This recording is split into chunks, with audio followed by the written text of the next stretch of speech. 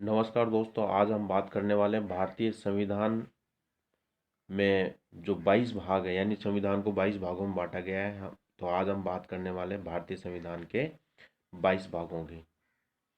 देखिए, ये 22 भाग बहुत महत्वपूर्ण है क्योंकि एग्जाम में पूछ लिया जाता है कि कौन से भाग में क्या चीज़ दी गई है। ठीक है, तो उसके लिए आपको महत्वपूर्ण ये चीज़ है कि आप इन 22 भागों को कंठस्थ याद कर लें। इसका कोई उपाय नहीं है कि आप इनको छोड़ दें कि कोई महत्वपूर्ण है, कोई महत्वपूर्ण कम है या ज़्यादा, ऐसा कुछ भी प्रावधान नहीं है। इसलिए आपको इन 22 भागों को याद करना ही पड़ेगा, चाहे आप कोई फार्मूला बना के याद करें या कैसे भी याद करें। आइए हम शुरुआत करते हैं संविधान के 22 भाग। देखिए, भाग एक जो है उसमें संघ और उसका राज्य क्षेत्र यानी भारत और भारत के राज्यों का इसमें जिक्र है। ठीक है, अनुच्छेद 1 से लेकर अनुच्छेद 4 तक इसमें दिया गया है भाग एक में। देखिए, इसमें भारतीय संविधान में एक 16वां संविधान संशोधन हुआ था, उसके तहत भारतीय संविधान के किसी भी क्षेत्र को भारत से पृथक होने के अधिकार को समाप्त कर दिया गया। ठीक है, यानी कोई भी क्षेत्र या राज्य भारत से पृथक नहीं हो सकता। और इसमें जो है, यानी भारत में वर्तमान में 28 राज्य और 8 केंद्र शासित प्रदेश हैं, इनके बारे में बताया गया है। और सॉरी, 8 नहीं है, ये 9 केंद्र शासित प्रदेश है अभी वर्तमान में। तो इसमें जो है अनुच्छेद 1 में एक चीज़ और बताई गई है कि कोई भी राज्य जो है किसी या भारत सरकार यदि चाहे कि कोई नया राज्य हमें बनाना है तो भाग एक में संशोधन करना पड़ता है। अब है भाग 2 नागरिकता। अनुच्छेद 5 से 11 तक इसमें दिए गए हैं। देखिए, भारतीय संविधान में भारत के नागरिकों को इकहरी नागरिकता का प्रावधान किया गया है, यानी पूरे देश की आपको एक ही नागरिकता मिलेगी। जैसे अमेरिका के संविधान में दोहरी नागरिकता है, एक तो राज्यों की नागरिकता और दूसरी नागरिकता है केंद्र की नागरिकता, लेकिन हमारे यहाँ केवल एक इकहरी नागरिकता है, भारत की नागरिकता। तो नागरिकता से संबंधित जितने भी प्रावधान है, प्रमुख महत्वपूर्ण तथ्य जो है वो अनुच्छेद 5 से 11 में भाग 2 में दिया गया है। भाग 3 है मूल अधिकार, अनुच्छेद 12 से 35। देखिए, भारतीय संविधान का बहुत महत्वपूर्ण भाग है।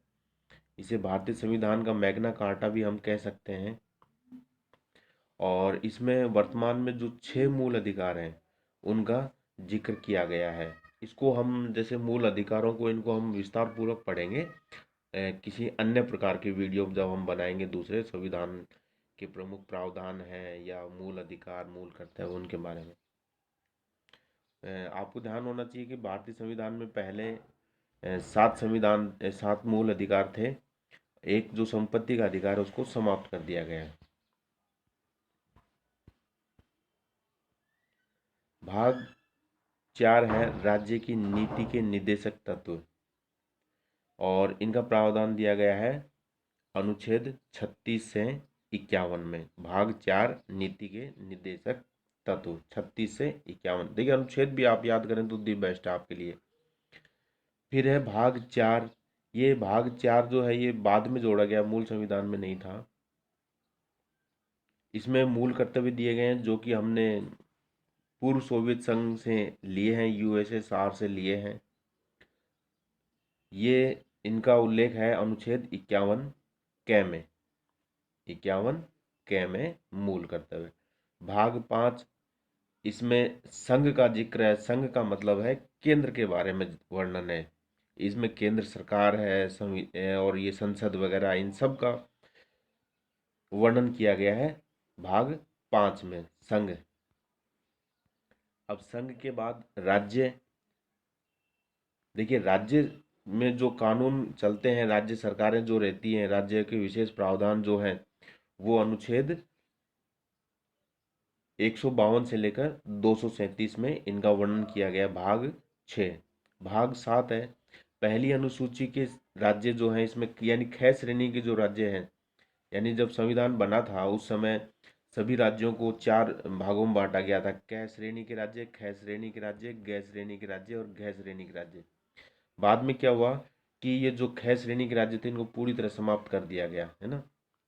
फिर बाद में इन सभी को मिला करके एक ही प्रकार के राज्य माने गए।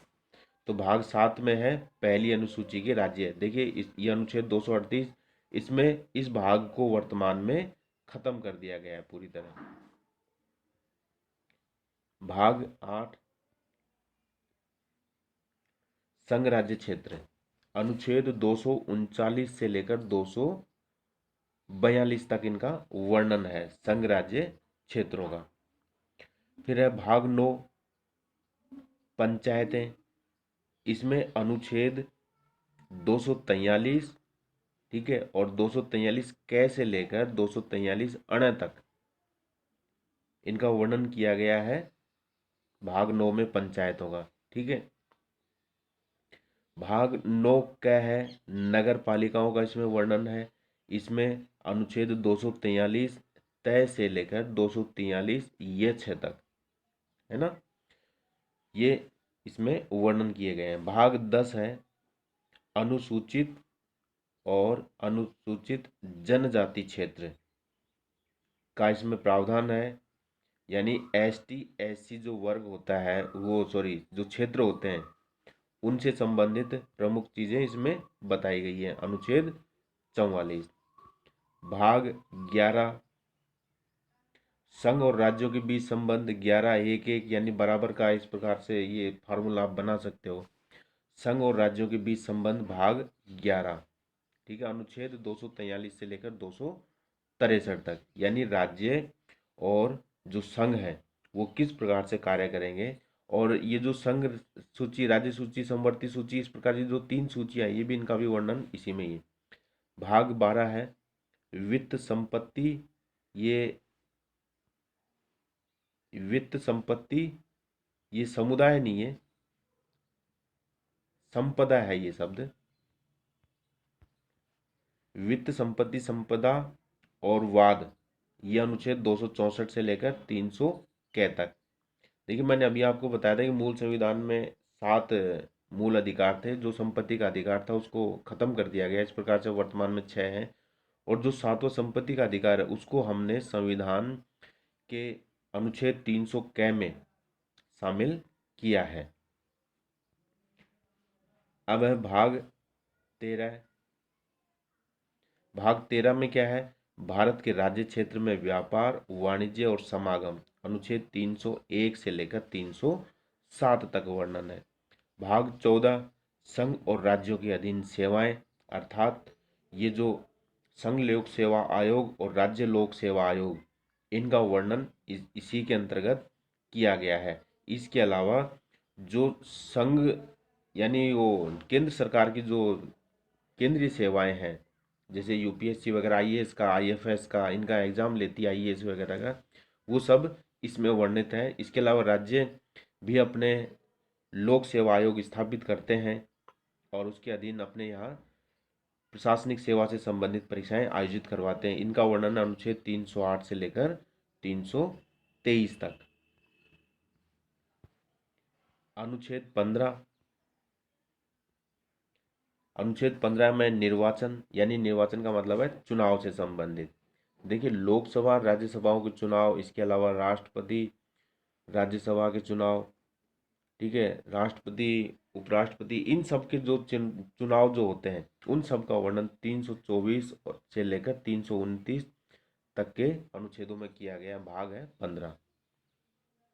भाग 16 कुछ वर्गों के संबंध में विशेष प्रावधान, अनुच्छेद 330 से लेकर 342 तक।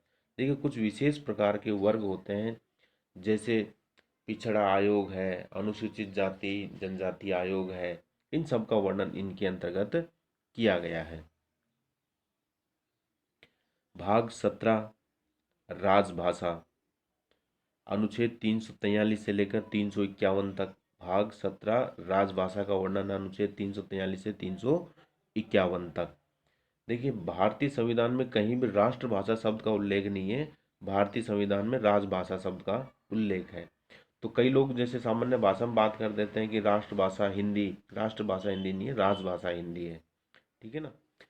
तो ये अनुच्छेद 343 से 351 तक।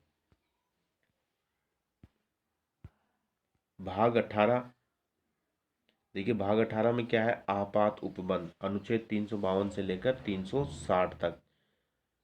देखिए, भारत के किसी क्षेत्र में आंतरिक उपद्रव हो जाए या पड़ोसी राज्य आक्रमण कर दे तो 352 के तहत आपातकाल लगता है। 356 लगता है राज्यों में संवैधानिक तंत्र विफल हो जाता है तो राष्ट्रपति शासन लगता है। और 360 जो अनुच्छेद है, भारत जो वित्तीय दृष्टि से यदि कंगाल हो जाए या वित्तीय समस्याएं पैदा हो जाए तो अनुच्छेद 360 के तहत राष्ट्रीय आपातकाल लगता है, राष्ट्रपति शासन लगता है और संपूर्ण शक्ति राष्ट्रपति में आ जाती है। लेकिन अभी तक वित्तीय आधार पर अभी आपातकाल हमारे देश में लगा नहीं है। तो ये जो आपातकाल से संबंधित प्रावधान है भाग 18 में है, अनुच्छेद 352 से 360 तक। भाग 19 जो है, इसमें विविध प्रकार के प्रावधान है जो कि अनुच्छेद 361 से लेकर 367 तक है। इसमें भारत की संचित निधि, आकस्मिक निधि वगैरह का वर्णन भी भाग 19 के इसी भाग में। भाग 20 है संविधान का संशोधन। देखिए, संविधान का संशोधन अनुच्छेद 368 के तहत है। संविधान में कोई यदि संशोधन करना हो तो हमें भाग 20 में जाना पड़ेगा। भाग 21 देखिए, अस्थायी संक्रमणकालीन और विशेष उपबंध, अनुच्छेद 369 से लेकर 392 तक। भाग 21 अस्थायी संक्रमणकालीन और विशेष उपबंध, ये भाग 21 में है। भाग 22 है संक्षिप्त नाम। किसका संक्षिप्त नाम? संविधान का। प्रारंभ हिंदी में प्राधिकृत पाठ और निरसन, यानी कुछ चीजें हटाई गई है। अनुच्छेद 393 से लेकर अनुच्छेद 395 तक इसमें वर्णन किया गया है। तो मित्रों, ये था आपके भारतीय संविधान से संबंधित 22 भागों का वर्णन। आपकी परीक्षाओं में भागों से संबंधित एग्जाम में क्वेश्चन पूछ ही लिए जाते हैं, विशेष रूप से जैसे आपात उपबंध है, संविधान का संशोधन है। ये कुछ ऐसे भाग हैं जिसमें इनके बारे में वर्णन पूछ लिया जाता है। जैसे मूल अधिकार भारतीय संविधान के किस भाग में, नीति निर्देशक तत्व, ये प्रमुख चीज़ें तो आपको देखनी पड़ेंगी। और यदि आप भारतीय संविधान की अच्छी तैयारी कर रहे हैं या राजनीति विज्ञान के विद्यार्थी हैं तो आपको 22 भाग कंठस्थ याद होने ही चाहिए। मित्रों, मैंने आपके लिए कक्षा 6 से लेकर 8 तक की सामाजिक विज्ञान के मैंने पाठों से संबंधित वीडियो बनाए हैं जो कि NCERT पैटर्न पर आधारित है। ये आपके लिए विभिन्न प्रकार की परीक्षाओं के लिए बहुत महत्वपूर्ण साबित होंगे। इसके अलावा मैंने हमारा राजस्थान, जो कि माध्यमिक शिक्षा बोर्ड में 6 से लेकर 8 तक जो पुस्तक चलती है, इस वर्ष से लागू हुई है 6 से लेकर 8 तक में, तो हमारे राजस्थान से संबंधित मैंने भी इसमें वीडियो डाले हैं जो आपके हर प्रकार के एग्जामों के लिए महत्वपूर्ण होंगे जिसमें राजस्थान का अध्ययन आता है। धन्यवाद मित्रों, आपको मेरा वीडियो कैसा लगा इसको लाइक करें, सब्सक्राइब करें और अपने मित्रों को ज़रूर शेयर करें जो विभिन्न प्रकार की प्रतियोगी परीक्षाओं की तैयारी